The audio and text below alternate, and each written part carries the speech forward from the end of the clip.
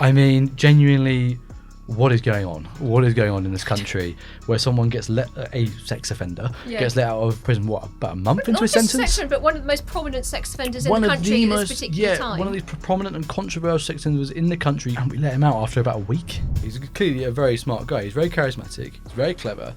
I think there's a reason he's managed to achieve so much while not even being an MP. The guy is incredibly effective. It took us, a newspaper, a couple of journalists to expose that, for him to eventually, in time, come around and try and take the issue seriously. But he's been dragged kicking and screaming to do anything about this.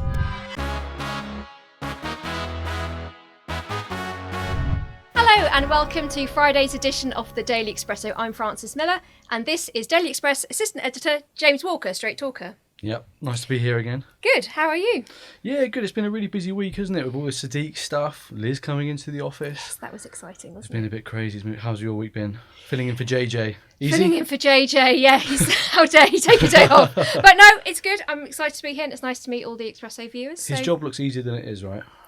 Yeah, he makes it look really easy. He does make it look very easy, yeah. He's away on holiday. We've not sacked him yet. No, he'll be back on Monday, don't worry. So shall we jump into some messages? The inbox has been overflowing. I've just got a few here. Some nice comments. Someone called Misnomer88. I've been enjoying the Daily Expresso with JJ on YouTube because he always has a guest on and asks good questions, even if the guest has fundamentally different beliefs to him. I suppose that's the point. Yeah, a nice sort of discussion show. Okay. That's what we're after. That'd be a nice one for JJ. We've got something here from Wasted Pot. Jesus Christ, okay. That's a good name. Keep up this style and substantive reporting and you might become the first mainstream media I subscribe to. Great, good stuff. Yeah, subscribe. Nice. Hit like and subscribe. Yes, hit like and subscribe. Who's next? There's a bad one in there, isn't there? Someone called Fizzer1963. Love Carol. She does her homework, has a broad vision and tells it as it is. Great show again, JJ. Lots of compliments here for JJ. Come on, get to the bad bits. Go on. Hang on. Here's one, actually. Common Sense C6U. Not sure what that stands for. Can't stand this JJ bloke. There we go. Here. Yep. That's a bit mean. That is a bit mean. Anyway. Okay, so should we get stuck into what you've all been commenting about, what we've been showing you this week, what we've been having on our website, all the stories we've been covering. So, Tuesday's episode, it was a big one, which we were very excited about. We had former Prime Minister Liz Truss pay us a visit, where she reflected on her time in Number 10, which was quite short, 49 days. Punchy. Yep. And what she's been up to since leaving office. So JJ and Liz chatted about everything from her mini budget blunder, that's an understatement, to her opinions on Trump, reform and the future of the Conservative Party. And I thought she made an amazing guest. I mean, she was brilliant. I sort of, coming in, you have an impression of her as being sort of, people talk about her, a lettuce, all that sort of stuff, the mini budget business. Sort of think she might be a sort of real box of frogs, just a bit sort of out there, probably a bit much. But she was really, really nice. She was super nice. I thought she was really interesting. She talked a lot about her vision for the economy, obviously what went really wrong for her, a bit about the lettuce stuff, but frankly I think that's a joke that's getting a bit old now. What do you reckon? The whole lettuce stuff? I don't think that joke will ever get old. I think, no offence to our colleagues at Daily Star, but you are milking that joke a bit too much. They've splashed it again, do you see on I did see, Wednesday? Yeah. I wouldn't have done that. But she was a great guest. Oh, come on, I don't think you can ever live it down. No, really? No, maybe not. Okay, fair enough. Yeah, she was a bit rubbish in government. But to be fair, she said some stuff I thought was really interesting. She was talking a lot about the economy, about the way things have gone under Rachel Reeves. She said Rachel Reeves was talking, quote, bollocks, about blaming her mini budget and Brexit and all and sundry for her own economic mess. I think she's got a great point. The UK economy is just a complete car crash. I mean, taxes through the roof. You can't move for being taxed basically in this country now. No one wants to invest. Jobs are going down. Welfare bills going up. I mean, is that really all her fault? No. I think actually when you look back at her mini budget, maybe it didn't come at the right time. Maybe she didn't have the necessary conversations with the bureaucratic nerdy quangos that she needed to have a chat with. But actually the core vision is there. Yeah, cut tax a bit, get people investing, make the country slightly less punitive if you've got, I don't know, a bit of money and a bit of nous. I mean, yeah, that seems to be a good way to get the economy going. And what did you think? So she sort of declined to say much about reform. And I know there has been that, well, people are asking, I think, She said, when asked if her thoughts on Nigel Farage, I think the word she used was potential. Yeah, well, she said that about Kemi as well. She's She really said it about hedging Kemi as well, but really she said it about hedging her Farage. bets. She's really hedging her bets. I wonder if you would take her back in. Farage, I mean, would you have her in the cabinet? That would be interesting. Where would you put her, though? Not Chancellor, obviously. After that mini-budget madness. Well, she's had a few positions in cabinet. She was Foreign Secretary for a bit, and I think she did Business and Trade for a while. Environment. Oh yes, pork markets. Who can forget? Oh yeah, pork markets. Yeah, I love that. Shall I read some thoughts from some of our viewers? Please do. We've got the excellently named Jelly Blob. When Liz the Lettuce, told you she'll never live it down. When Liz the Lettuce was in government, her government ruled over two technical recessions in only 4 years. That's 25% of those 4 years. So far this year, Labour has given growth of 1.7%. My God, that sounds like a question from University Challenge. Yeah, slightly. Look, I mean, I did her government for 4 years. I mean, she wasn't Prime Minister for 4 years. She was Prime Minister for 4 weeks. Well, I kind of get what you're saying. You know, she was in government for 4 years. And yeah, they weren't great. No one's saying that, I don't think. Anyway. The Tories were in government for 14 years. Has he missed one? I think he's missed one. Anyway, we'll move on from Jelly Blob. Yeah, sorry, Jelly Blob, but... Yeah. I have absolutely no idea what you're saying. Keep commenting, but yeah, maybe next time. Oh, we've got another excellently named commentator here called Frog Alert. Liz Truss is showing true grit in my book, and it's the kind of spirit which we need today. She won't just curl up and disappear, so keep it up, Liz. Hope she joins Reform UK. Well, maybe she will. Maybe. I'm not sure you would take her, to be honest. We'll see. Do you think she's showing true grit, or is it just kind of sort of blinkered, kind of just... I don't know. I think she's kind of got a point. The Quangos, the Treasury, the Bank of England, they just kind of have no vision for the UK economy. Isn't it a bit too easy to blame everybody else? It is a little bit. I probably agree with you. She could have tried to build more consensus for her plan beforehand. The market's freaked out. She almost certainly should have gone to the Office of Budget Responsibility. Well, it's kind of unelected. In unelected. I mean, there's stuff them. Frankly, no, screw the OBR. They're very wrong. I mean, they get their forecasts wrong all the time. I mean, there's no time for the OBR. I think one part of her thinking I find a bit tricky. I think you probably agree with me. She talks about everything like a conspiracy, like everyone was out to get her from the get-go. I think if you've ever spoken to anyone who works in Whitehall, they are not good enough to organise a conspiracy, right? I mean, there's some brilliant people on Whitehall, but they're not clever enough to organise a huge, several Quango-wide, several department-wide conspiracy against a Prime Minister. They're all just a bit incompetent. They're all just a bit lazy. And frankly, that's probably what did it for her. I thought it was quite revealing when she said that when you assume that the Prime Minister and the Chancellor are like the most powerful people in the country. Oh, no, they're not, no. But they're not. No. So it felt a little bit like she was... had kind of arrived at Oz and kind of looked behind the curtain, and it's there's nothing. I mean, there. she's got a point there. Yeah, I mean, you listen to Dominic Cummings; he says basically the same thing. There's been so many prime ministers who've come and gone, and really, there's sort of the deep state with it, sort of the head of the cabinet, the cabinet secretary. These people are sort of people who really run the country. She said Treasury officials, and then she named Mark Rowley. Yeah. I'm not really sure Mark Rowley's running the country, he's pretty rubbish though. And also Andrew Bailey was another person that she named. Yeah. Who's head of the... I mean, he's not doing a good job, is he? Again, she does have a point. She might not be maybe the best vessel for some of the points she's making, but I think she's got a lot there that I think is, nail on the head. She's good, I like someone who can just talk freely. One more here, Lionel Gower. Nigel Farage needs to employ this woman to Chancellor. Nigel Farage is not in power. He's not able to appoint the Chancellor. Not yet, anyway. Give him time. Do you think she... Yeah. Do I think she should be Chancellor? Yeah. Probably not Chancellor, but I'd definitely get her in, yeah. I think probably as a backbench MP, she'd be quite fun. Good on the broadcast round, She's got the vision, I think, yeah. Liz Truss has a fan. She's converted me massively, to be honest, yeah. Okay, shall we move on to the other big subject that we've been discussing about this week, and also one which has been prompted by a Daily Express investigation, which uncovered evidence that suspected grooming gangs have been operating in London. This investigation led into a major U-turn by the Met Police, and last Friday, Mark Rowley wrote a letter to Sadiq Khan saying that they will open up 9,000 grooming gang cases.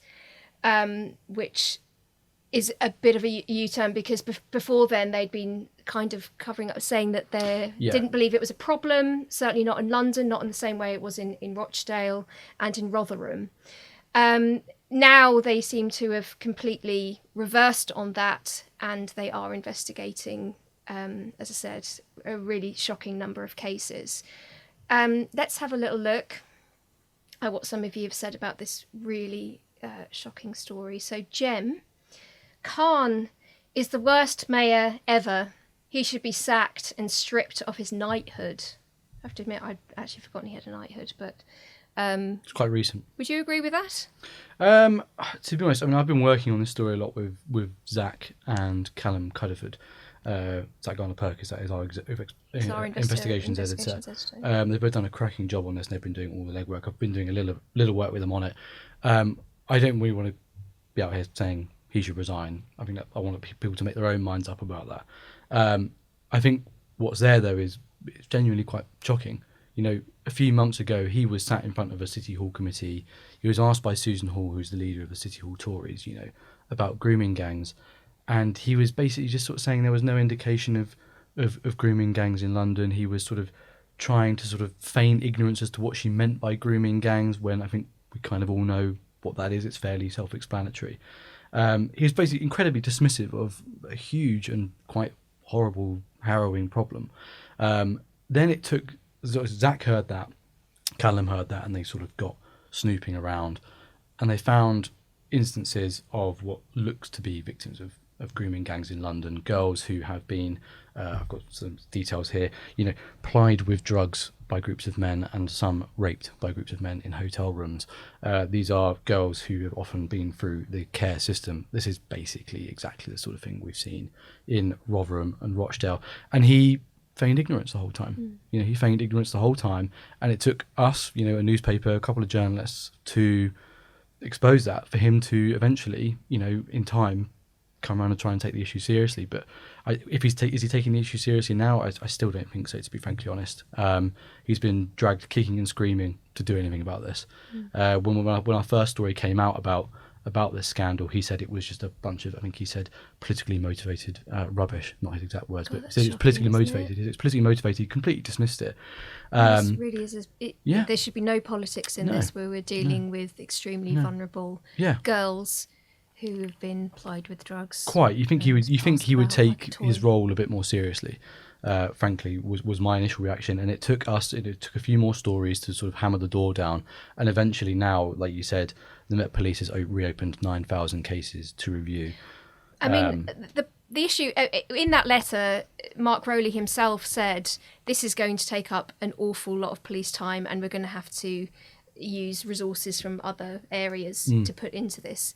9,000 cases, that's a lot of police work. That's a lot of police hours. Yeah, I mean, what's so shocking, I think Zach has talked about this a lot, and a little preview for everyone, Zach's going to be on for a special next Tuesday. He'll be talking about this a lot in depth, so I don't want to steal his thunder at all. He's been done an amazing job on this. For Sadiq Khan to go from saying there is no indication of any grooming gangs in London, the Met Police to basically be following the same line, to suddenly finding, 9,000 cases to review down the back of the sofa? Potential cases, yeah. I mean, potential cases, 9,000 potential cases down the back of the sofa. I mean, I'm sorry, guys, it just sounds, to a lot of the public, that's going to sound like someone's told a bit of a porky somewhere. Someone's told a fib, someone's covered something up. They've not wanted to accept a huge problem is on their doorstep, for whatever reason.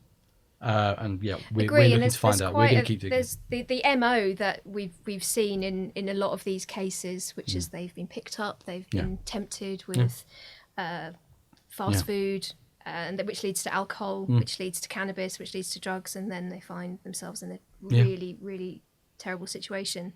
So surely these cases will be able to see.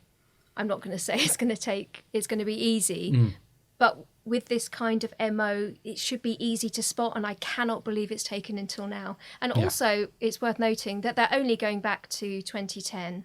They're not looking at anything before that. Exactly, and we are certain there must be something before that date too. I think just to sort of reiterate the point, for them to start off saying there is no indication of grooming gangs in London, we would ask this. You know, the basic journalistic instinct was, if there are grooming gangs in Rotherham, you know, the suburbs of Manchester, elsewhere in the country, what are the chances there are no grooming gangs in London? What are the chances? The biggest hub of human trafficking in the UK, and there are no grooming gangs. I mean, what's the chances? You know, I would say, yeah, the fact they've reopened 9,000 cases, I think it says a lot. Now Sadiq Khan is saying, you know, he's still sort of trying to say, you know, there are no, these cases are very different from the ones we saw in Rotherham, etc., etc. I think what he's hinting at is basically that, you know, in places like Rotherham, Rochdale, there was an element of, you know, girls from one ethnicity being abused by people from another ethnicity. I would just like to say, you know, our reporting has not mentioned race at all. Like, yes, the picture in London is more complicated. What we care about is a mayor just completely ignoring a huge issue on his patch. I mean, I think it's just inexcusable. Well, he's not going to be able to ignore it any longer. No. Right, let's look at some other stories that we've been covering this week. After the prison services mistakenly released sex offender Hadish Kabatu instead of handing him over to immigration, it has now come to light that he was handed £500 as he threatened to disrupt his deportation flight. Kabatu was jailed for sexually assaulting a 14-year-old girl and a woman while living in an asylum hotel in Epping. And you'll probably remember the huge protests that led to. We've had lots of comments on this story, as you can imagine. So we have somebody called Brenda O'Neill Malloy. So now they are giving sex offenders £500. This is a disgrace. How does that look to other sex offenders? Who's running this crackpot idea? Sooty and Sweep? Wow. What do you think about that? I don't know if I think very much about that, but Carol, but what's the next comment? Next comment is from someone called Pookum. Starmer should pay the £500 from his own pocket for being such a failure. Great idea. Disgusting use of taxpayers' money. He should have gone to prison in Ethiopia. Well, my understanding is that as soon as he's already touched down in Addis Ababa, he's completely free to go. Yep. That's how it works. But I suppose he's not our problem. He's not walking on streets in Essex anymore. Next one from Bumblebee.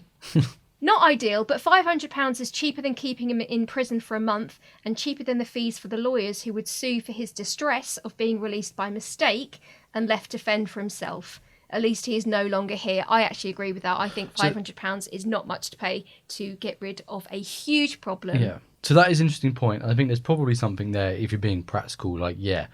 Apparently, the reason they did pay him £500 was because he was intending to make a fuss, was intending to claim asylum, and then was intending to get a human rights lawyer. So, yeah, probably for the expediency in this one case, yeah, paying £500 probably wasn't a bad shout. Absolutely. £500 is quite small fry, especially in the sort of... If you Should Keir Starmer pay for it? Probably, but we won't go there. I think big sort of underlying issue here is, you know, why do we have to worry about, you know, human rights lawyers stopping the deportation of someone who sexually assaulted a 14-year-old schoolgirl? You know, like tried like rubbing her fire. I mean, you read the case, like the claims made in the case. It's gruesome stuff. It's grim. Yeah. And Agreed. should have been That's on why the first just plane out get of the rid of country. him. Shouldn't have been in jail in here in the first place. Should have been on the first plane out of the country and locked up where he came from. It's insane that there are lawyers who will defend these people. What Frankly, do you think to about them, I would say, like, what is wrong with you? the interview he gave to Sky News when he was in Ethiopia? He was saying that he desperately tried to hand himself in. What's that say about our prison service? It would be funny if it wasn't so just unbelievably mind-boggling. He says that he leaves jail, then tries to hand himself back in because he's twigged that he's been let out by accident, and the copper is supposedly like, "Oh, not my job, gov," and then drives off. I mean, genuinely, what is going on? What is going on in this country where someone gets a sex offender gets let out of prison? What, about a month into his sentence? But one of the most prominent sex offenders in the country at this particular time. One of these prominent and controversial sex offenders in the country who caused protests for how long were those going on for? 2-3 weeks of solid, violent, angry protests. And we let him out after about a week in jail. 2 weeks. It wasn't very long at all. He was supposed to be deported, but obviously he and ended they up in accidentally let him out of jail. He's in Dalston with an avocado tote bag. Maybe went for a craft ale or something. Apparently someone paid for his train ticket as well. Anyway, this country's completely lost the plot, isn't it? I think we're just completely cloud cuckoo land. So let's talk about another story. A shocking new poll has shown public opinion has favoured Nigel Farage as a better candidate for Prime Minister compared to Keir Starmer. Farage was picked by 33% of respondents as the person they want in number 10, compared to 30% for Keir Starmer. There is growing momentum behind reform as they continue to edge ahead of both Labour and Conservatives. No mention of Greens or Lib Dems there. But we've had tons of comments on this story. The first one coming from someone called Nana BT. Farage, that's in capitals, Farage is a joke.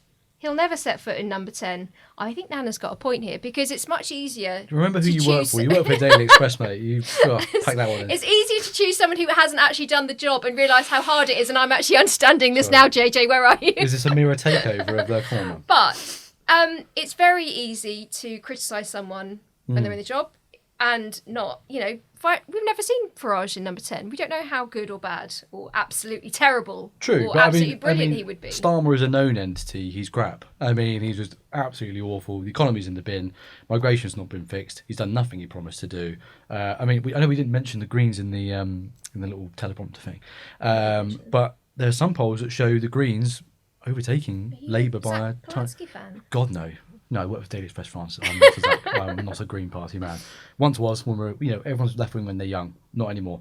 But yeah, no, Greens are overtaking Labour in some polls. That is shocking. But so the question is though, is Nigel Farage prime ministerial? And that is a different type of quality. Yeah, I mean, there was a clip going around the other day of him he did an interview with Bloomberg, and they were talking about sort of what he was reading at that time. He was reading a history book from sort of like the early 20th century, talking about pre-World War One, talking about a constitutional crisis and how to deal with the Lords. And I just thought, I would never read that. Wouldn't be my bedside reading. No. But that's serious stuff. Like, if you're preparing for government, you're reading that kind of book to figure out how you're going to behave in the event of a constitutional crisis clashing with the Lords. So you think that's proper. It might not be braces. Natural, but he's learning to be a prime minister. I think he's a very smart guy. He's clearly a very smart guy. He's very charismatic. He's very clever. I think there's a reason he's managed to achieve so much while not even being an MP. The guy is incredibly effective. He understands the mood of the country, and he's very, very articulate. Because he's a big reader. I think he's like a big man for sort of World War One history. So I like that. I like a bit of military history. All right. Well, should we have a look at another comment here? This is someone called Mikim. A very low threshold for Nigel. Any dead person would make a more popular PM than Starmer. Any Not dead wrong. person. Not wrong. Who was that? Freddie Mercury for PM. Yeah. Well, what do you think about that? A very low threshold. Yeah, it's not hard to be better than Starmer. I think. But the problem is that's only just now. We have had a whole history, centuries of prime ministers. How do you think he matches up historically? He's somewhere around Alec Douglas Home. Do you remember him? Wow. Did you do history and politics or something? But we're sort of like forgettable like 1 year, 1 month prime minister. Just like, yeah, who cares?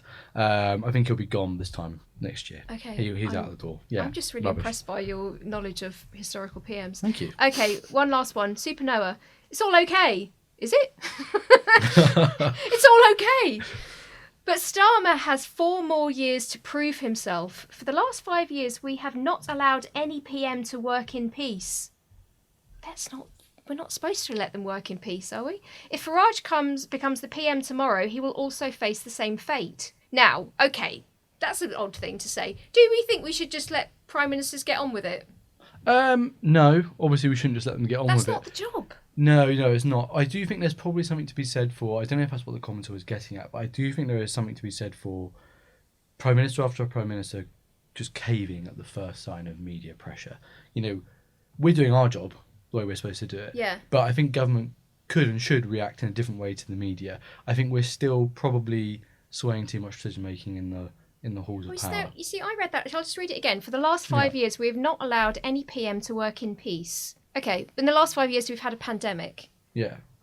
Well, I mean, yeah, that's that's just one major global crisis. I think what they're kind of getting at is, we just constantly badger them and criticise them all the time. The job of PM is to firefight. That is the job. You don't get to sit down and do what you want to do. It's not firefighting. Like in your student politics days, and you sort of have this idea. I think if you're a bad PM, it's firefighting, right? If you're a good PM, it's setting your own sort of agenda. I disagree. It's moving the public with you. It's ignoring. You have no control. Trivial stuff that, frankly, let's be honest, a lot of stuff that's appeared in the media over the last 5-6 years that's brought down prime ministers. Partygate, gonna come out and say it. Trivial, whatever. I did not make much of that story at all. I have to agree with I you thought on he was that, going to yeah. completely shrug that one off. Yeah. It's it's what was a work social in the middle of the pandemic. They're all in the bloody building anyway. And he gave someone a birthday cake. Who cares? I mean, but that brought down the government. Yeah. Kind of insane. So I think there's something to that comment. There's too many prime ministers just jumping to whatever Too many pylons. the media's tune. Okay. And it's kind of not just the media, but sort of the tune of critics. Can I test your impressive historical PM knowledge again? Christ. Which historical PM did the best job firefighting and was allowed to work in peace, to use Supernova's terminology? I'm not like 100% a Thatcher guy, but I mean, she just course. come off it. Come off it. Clement Attlee as well. If I could be charitable to the left. Okay. I mean, these are people that just decided, had a huge vision for the country, set their own agenda. I mean, what's Thatcher's famous phrase? That, She's not for turning? Yeah. You may be for turning, the lady's not for turning, or whatever it was. Yeah. God, I've really butchered that one. So my historical knowledge is pretty poor. But you get the idea. That was an early statement of intent. She was not going to bend to a few bad headlines and a load of rubbish spewed along the media or on the airwaves. She didn't care. She had her vision of how the country should work. She enacted it. And for better or worse, the country completely changed. I mean, she said that what Blair was her greatest ever achievement. Politics changed for decades because of her. The country completely changed.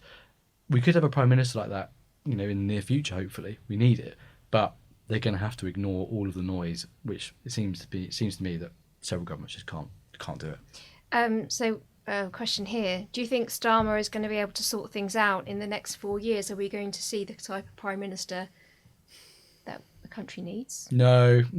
I mean, I don't feel sorry for him. I was about to say I feel sorry for him. I don't feel sorry for him. But there's something to be said for he's got a really difficult job. I mean, his backbench don't want to do anything difficult. The winter fuel payment, welfare reforms. I mean, the welfare reform bill was pretty moderate. Labour backbenchers kicked up a fuss, refused to let it get through. That does mean if you're serious about balancing the books or just running the economy effectively, you're going to have to hike tax or cut elsewhere. Going to break some manifesto pledges. He's got a pretty thankless task when he's dealing with his backbench MPs. But then, who chose them? Who chose the candidates? His team. So sure, but don't you think limited. He's pushing Chancellor Rachel Reeves out for this awful budget, which we know is going to be she's a nightmare and halfway never going to help, and then he can hide behind her? Do you think he's hiding behind Rachel Reeves? Hiding behind her unpopularity? No, not really. I think she's got her place. own problems, and I mean, I think she was kind of done the second she turned up to Parliament and started crying. Do we know what that was about? I don't think we ever found out. No. Personal reasons. They just said something about blah blah blah personal reasons and left it at that. Yeah, I mean, I think she's done it anyway. I don't think he can hide behind anyone for very much longer. I think his days are numbered. You're seeing it talked about a lot more in the press. MPs are unhappy. There is no direction. Everyone's getting very frustrated. And now he has a deputy leader that hates him as well.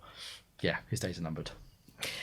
And on that positive note, let's call it a week.